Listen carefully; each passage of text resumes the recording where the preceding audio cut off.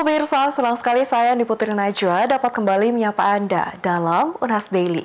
Dalam beberapa menit ke depan, kami akan menyajikan berita terpercaya hanya untuk Anda.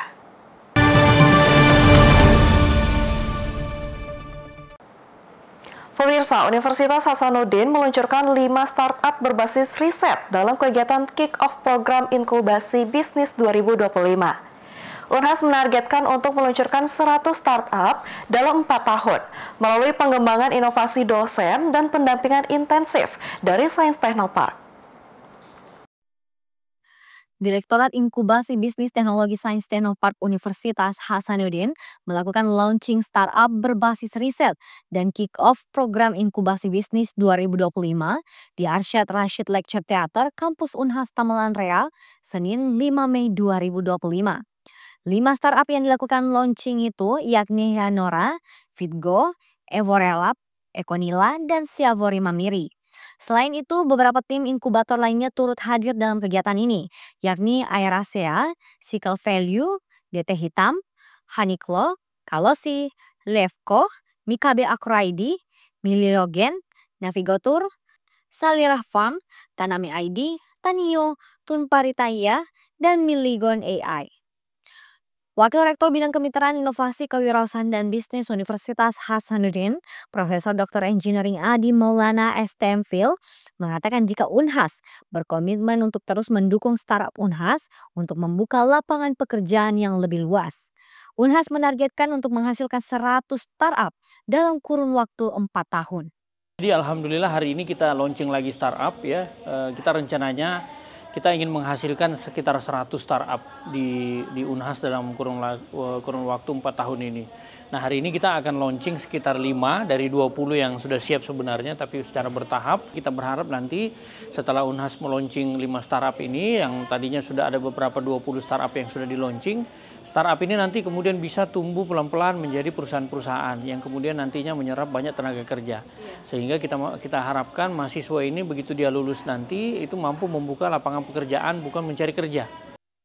Kepala Subdirektorat Inkubator dan Startup Universitas Hasanuddin, Afdal SE MSc PhD AK, menyebut jika peluncuran startup ini untuk mengomersialkan produk hasil riset para inventor dan memperkenalkan program inkubasi yang akan mendukung dan mempercepat perkembangan startup yang berbasis pada inovasi dan teknologi, khususnya yang berasal dari Universitas Hasanuddin.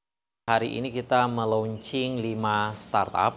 5 startup ini mengomersilkan sekitar lebih dari 10 invensi dosen dan tidak berhenti di situ karena ada beberapa invensi yang masih dalam tahap proses juga nanti bisa masuk menjadi bagian daripada 5 startup ini.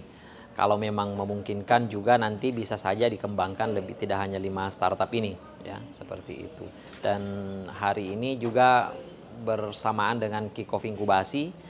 Jadi kick-off inkubasi bisnis ini menandai awal dari pelaksanaan kegiatan inkubasi selama tahun 2025. Jumlah startup yang ikut tahun ini itu ada 20-an ya, 20 dan termasuk tadi yang 5 startup itu. Jadi dia akan bergabung dengan startup lainnya. Yang startup lainnya itu semuanya juga dari Sivitas Akademika Unhas. Afdal menambahkan setelah dilakukan launching startup berbasis riset dan kick-off program inkubasi bisnis ini, selanjutnya akan dilaksanakan pelatihan seperti pemberian materi dari narasumber-narasumber yang sudah ahli dalam bidangnya, serta kegiatan pendampingan seperti pengurusan sertifikat dan pengurusan legalitas. Zahra Sabita Suceng, Joshua, Unhas TV. Pemirsa, Malam Ramatamah May Day tahun 2025 dihadiri ratusan perwakilan pengusaha, serikat buruh, dan pemerintah. Kegiatan ini menjadi momentum mempererat kolaborasi demi peningkatan kesejahteraan pekerja dan pertumbuhan produktivitas nasional. Hotel 4 Point Makassar menjadi saksi kebersamaan antara serikat pekerja, pengusaha, dan pemerintah dalam Malam Ramatamah May Day 2025. Sebanyak 350 orang peserta yang terdiri atas unsur serikat buruh, asosiasi pengusaha, perwakilan perusahaan swasta, dan instansi pemerintah termasuk Dinas Tenaga Kerja serta aparat penegak hukum. Dengan tema May Day is Collaboration Day, kegiatan ini merupakan wujud sinergi 3 pihak utama dalam dunia ketenagakerjaan.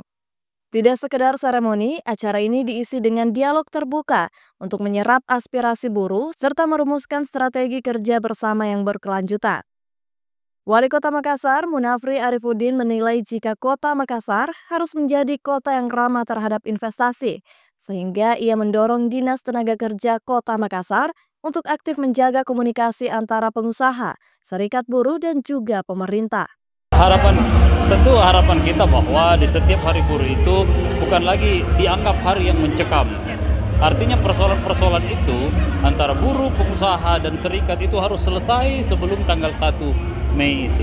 Sehingga terjadi konsensus atau kesepakatan yang bisa dilakukan tanggal 1. Sehingga memang pada hakikatnya tanggal 1 itu menjadi perayaan duduk bersama dengan seluruh unsur yang ada di dalamnya.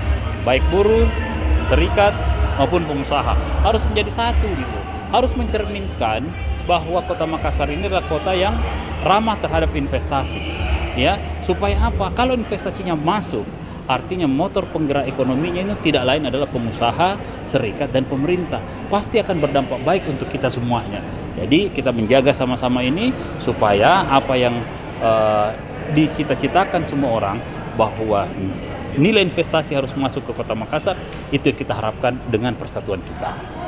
Kegiatan ini difasilitasi penuh oleh pemerintah Kota Makassar sebagai bentuk dukungan terhadap keseimbangan hubungan industrial dan kemajuan sektor ketenagakerjaan.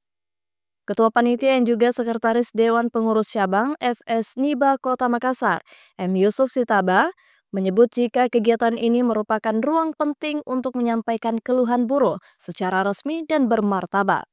Berkolaborasi semua pengusaha, serikat, dan pemerintah, bagaimana supaya bisa menyelesaikan suatu permasalahan untuk serikat tenaga kerjaan, perlu duduk bersama. Itulah perannya dan fungsinya itu LKSD Parti di Dinas Tenaga Kerja khususnya di Kota Makassar. Jadi kegiatan yang hari ini ada 2 kegiatan yang kita laksanakan, yaitu kegiatan dialog ketenaga kerjaan. Tujuannya ini untuk membuka forum kepada semua, terkhusus untuk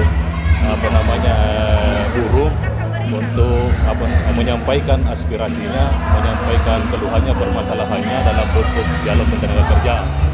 May Day atau Hari Buruh Internasional diperingati setiap tanggal 1 Mei. Ini merupakan bentuk pengakuan terhadap kontribusi pekerja dalam pembangunan ekonomi dan sosial di dunia.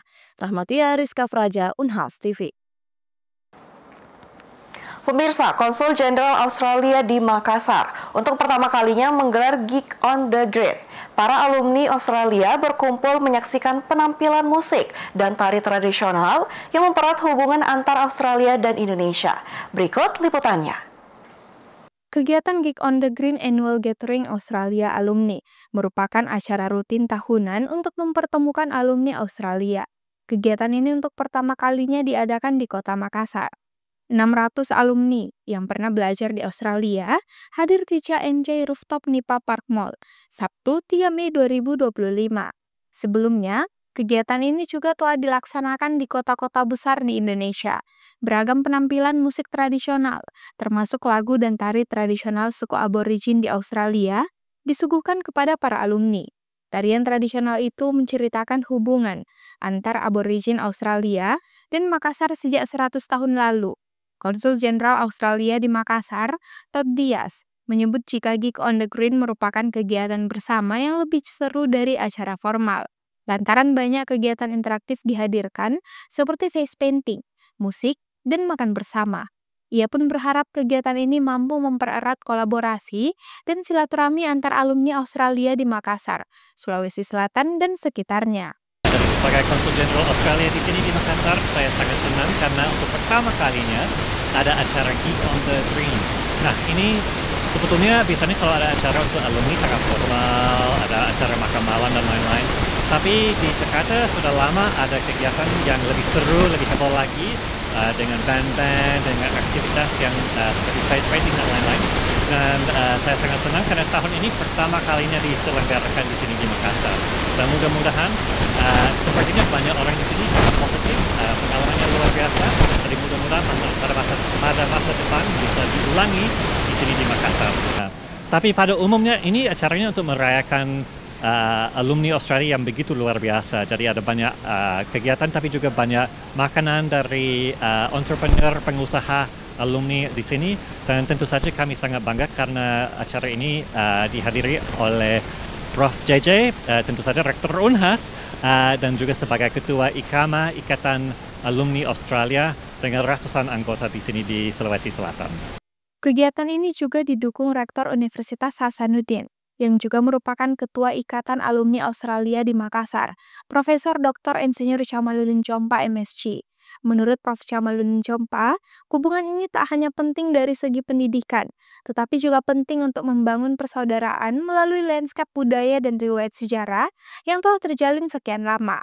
Gig on Green, suatu acara yang dikemas oleh Konsulat Jenderal Australia di Makassar bekerjasama dengan Ikatan Alumni Australia yang kebetulan saya sebagai Ketua IKAMA, tapi dan juga tentu sekaligus sebagai akademisi, ya, sebagai Rektor UNAS, merasa bahwa hari ini merupakan malam yang spesial karena performance dari para pemain musik tradisional dari Australia yang begitu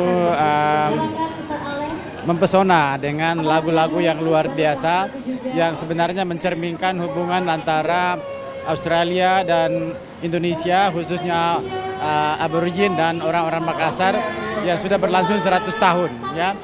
Ini direfleksikan dalam musik tradisional, lagu-lagu yang walaupun saya nggak ngerti artinya, tapi saya telah diberitahu maknanya.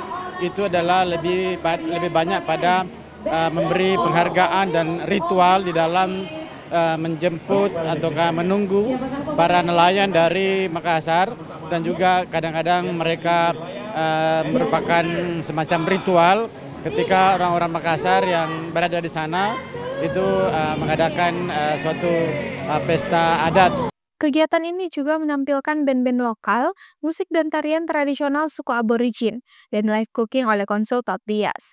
Tidak ketinggalan, beberapa keterampilan kreatif seperti face painting dan video booth yang menambah keseruan acara. Feni Septiani Samuel, Unhas TV. Pemirsa, event Jendela Dunia Literasi 2025 kembali digelar di Kota Makassar. Kegiatan tahunan ini menghadirkan perpustakaan keliling, donor darah, hingga talk show inspiratif sebagai bagian dari kampanye peningkatan literasi di kalangan pelajar dan masyarakat umum. Dinas Perpustakaan Kota Makassar bersama pemerintah Kota Makassar kembali menggelar kegiatan Jendela Dunia Literasi 2025 setelah sukses diselenggarakan pada tahun sebelumnya. Tahun ini kegiatan tersebut diselenggarakan di Benteng Rotterdam, Jalan Ujung Pandang, Kota Makassar, 2 hingga 4 Mei 2025.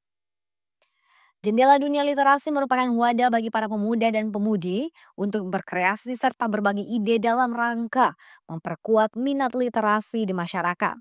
Di tahun ini, Jendela Dunia Literasi mengangkat tema Learning to be Success, Literacy to be a Good People. Pembukaan digelar Jumat malam 2 Mei 2025 di Benteng Rotterdam dengan dihadiri oleh Wali Kota Makassar, Kepala Dinas Perpustakaan Kota Makassar, para pelajar, mahasiswa, serta masyarakat umum Kota Makassar. Wali Kota Makassar Munafri Arifudin menyebut jika modal perkembangan bangsa sangat ditentukan oleh kekuatan literasi dari bangsa itu. Api, sapaan akrab dari Wali Kota Makassar, berharap agar event dapat menjadi wadah bagi masyarakat Kota Makassar untuk menambah wawasan dan memperkuat cara berpikir melalui peningkatan literasi. Harapan kita anak-anak Makassar, khususnya masyarakat yang ada di Kota Makassar ini lebih mau untuk terus mendekatkan diri terhadap ilmu pengetahuan, lebih mampu untuk mengeksplor, untuk bisa memberikan tambahan pengetahuan yang mereka miliki. Sehingga pengetahuan ini yang akan nanti menjadi terapan-terapan mereka karena membaca adalah modal dasar kita untuk bisa menguasai dunia.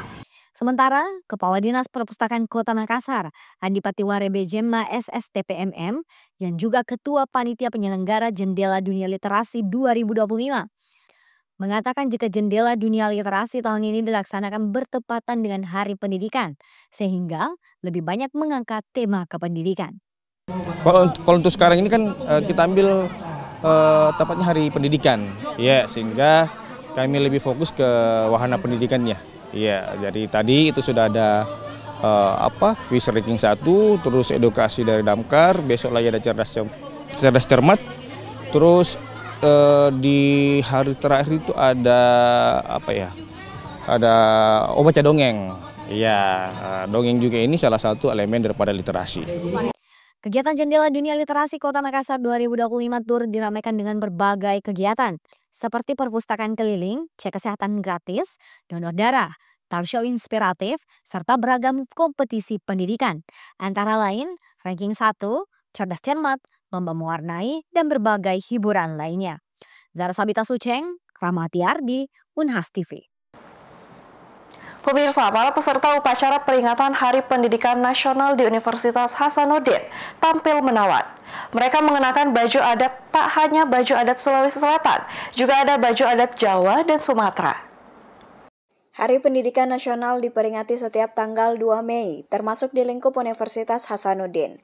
Namun di tahun ini upacara peringatan Hari Pendidikan Nasional terlihat lebih meriah. Ini lantaran para peserta upacara dan tamu undangan mengenakan baju adat daerah. Pada upacara yang digelar di lapangan Pusat Kegiatan Mahasiswa (PKM) Kampus Unhas Tamalandrea ini terlihat warna-warni keberagaman. Sivitas Akademika Unhas tidak hanya menggunakan baju adat Sulawesi Selatan, namun juga baju adat Jawa, Batak hingga Minangkabau. Keberagaman ini menandakan seluruh unsur budaya Nusantara menyatu. Ini baju adat Jogja, ya, baju Jawa, tapi khususnya ini dari daerah Yogyakarta. Ini namanya kain luri, ya, sama ikat. Mungkin karena ini Hari Pendidikan Nasional, ya, jadi supaya ada semangatnya Ki Hajar Dewantoro dengan dengan semboyan-semboyannya beliau. Bergeser ke meja belakang. Berarti bukan karena alasan berasal dari bukan. Sekali lagi adik-adik ya, begitu saya kira. Berapa lama sih ini cepat kok, ini pakainya sebentar aja. Tadi pagi udah selesai. Ya. Itu baju pribadi punya sendiri. Pada upacara kali ini saya menggunakan baju adat dari Minangkabau, dan tentunya memang di Sumatera Barat ada beberapa baju adat, dan saya memilih ini karena tentunya ini dia melambangkan keberanian, kehangatan, dan tentunya kebersamaan sebagai warga Indonesia. Meskipun kita berkedudukan di Unhas di Sulawesi Selatan, tapi kita tetap menghargai dan mencintai seluruh adat yang ada di Indonesia. Makasih, sukses untuk para dosen, para guru, dan seluruh pendidik di Indonesia. Berapa lama persiapan pilihan? Ya, tentunya ini SK untuk menggunakan baju adat ini memang sangat mendadak kemarin. Dan tentunya kami berjuang mencari tempat-tempat untuk penyewaan baju adat, ya. Alhamdulillah kemarin ketemu, dan tentunya ini berbahagia sekali bisa menampilkan salah satu kekayaan budaya Indonesia, ya, yang saat ini tentunya saya memilih adat Minangkabau ini. Hari ini di Hari Pendidikan Unhas saya itu pilih baju adat dari Batak. Dari Batak. Itu kenapa pilih Batak? Mungkin karena di Batak kan terkenal kain khasnya yang kayak seperti saya pakai, ada selendangnya, selendang di badan dan roknya, serta bandonya ini kan khas, dan itu dipakai, setahu saya semua aksesoris ini dipakai di semua adat-adat yang ada di Batak, kayak upacara pernikahan. Itu berapa lama perencanaannya pilih, Pak? Perencanaannya tuh dari semalam sih. Dari semalam? Iya, tiba-tiba juga sih dapat undangannya. Berarti disewa, Kak? Iya, disewa. Warna-warni baju adat di Hardiknas Unhas tak sakadar hiasan, tapi ini adalah cerita tentang Indonesia yang belajar, tumbuh, dan bersatu dalam keberagaman. Zulkarnain, Andi Muhammad Syafrizal, Unhas TV. Pemirsa, berita tadi sekaligus menutup perjumpaan kita pada hari ini. Jangan lupa untuk terus saksikan Unas Daily hanya di Unas TV. Saya Putri Najwa, mewakili seluruhku yang bertugas pamit undur diri, dan sampai jumpa.